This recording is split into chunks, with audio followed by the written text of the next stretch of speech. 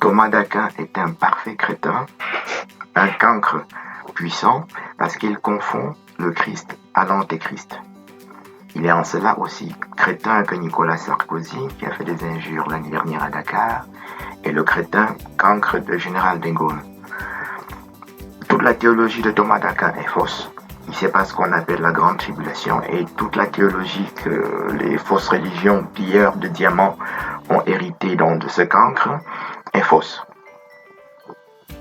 Dans cette vidéo, nous allons donc expliquer que Thomas d'Aquin est un cancre, un puissant, un parfait crétin, et que Nicolas Sarkozy crétin aussi, et Général de Gaulle crétin, sont des pillards de diamants. Et que les fausses religions que nous avons en Afrique aujourd'hui sont des fausses religions, toutes les trois fausses religions de pillards de diamants. Premièrement, dans la Bible, la Terre Sainte se dit Éthiopie-Madian, dans Exode chapitre 3. Et Madian veut dire Éthiopie dans Habakkuk chapitre 3 verset 7.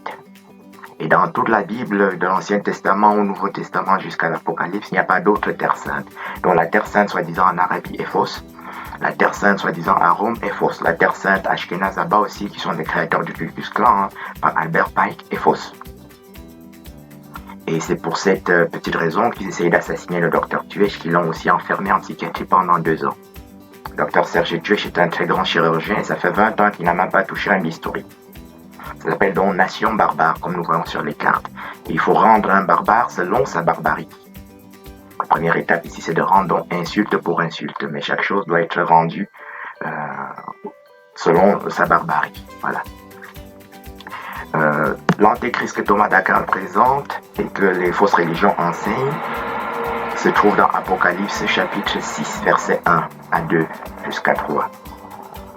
Et on y dit, on ouvre donc le sceau, c'est le Christ qui ouvre le sceau, et il y a un cheval blanc qui apparaît, et celui qui monte le cheval, on lui donne une couronne et un arc, et il part en vainqueur pour vaincre. Vainqueur pour vaincre, c'est le nom de Christ littéralement qu'on trouve dans toute la Bible. Depuis le livre de la Genèse, Genèse chapitre 14, on voit Melchisédek, Abraham, vainqueur. Genèse 14. Dans Romains 8, on dit en toutes choses, nous sommes plus que vainqueurs.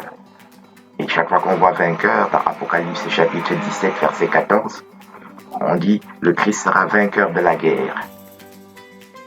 Vainqueur, c'est le nom de Christ. Donc, il suffit d'ouvrir la Bible électronique et de taper vainqueur. Chaque fois, c'est attaché à Christ et aux fidèles de Christ.